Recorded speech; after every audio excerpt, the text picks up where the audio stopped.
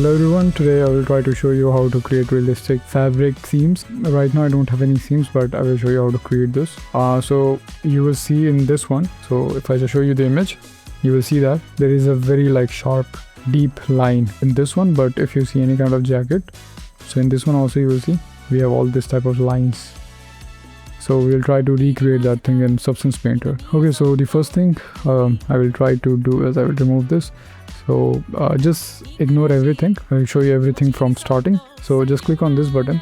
You will add a fill layer. This is completely white. You have to select your height channel and turn off everything because we just need to affect the height.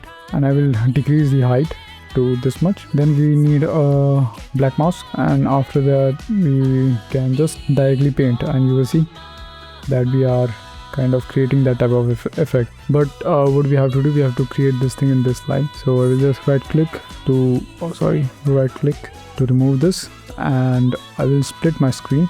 So this is my UV and this is my 3D viewport. So in this one we have to create that seam. So first of all you have to just go to this brush section and you have to remove everything, and you can just choose any brush. I'm using this hard one, so this is looking good. So we will just click on this, then you have to hold shift, and then you have to you will get this line, and then you have to click. Right now it is very big. We will smaller this. I think this is also very big. Yeah, I think this is looking good enough. So just by holding shift and clicking and dragging, you can create a very realistic looking seam effect. Okay, I think this is good enough.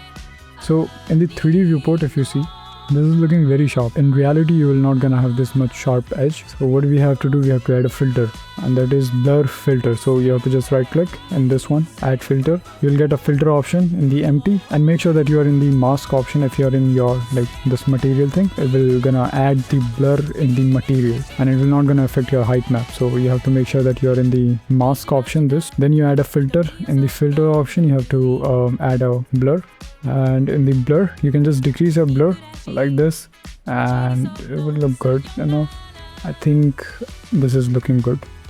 Yeah, so right now it looks too much, I would say, because it is creating too much gap. I want to reduce the size of this. We can just add a right click. You will get a level option. Just add that, and maybe you can just decrease this middle slider, and you can decrease the size of that. And if you want to make the seam even deeper, then you can just grab this control and you can increase your stuff, so it will go even deeper. So I think for me this is looking good enough, so it looks realistic enough.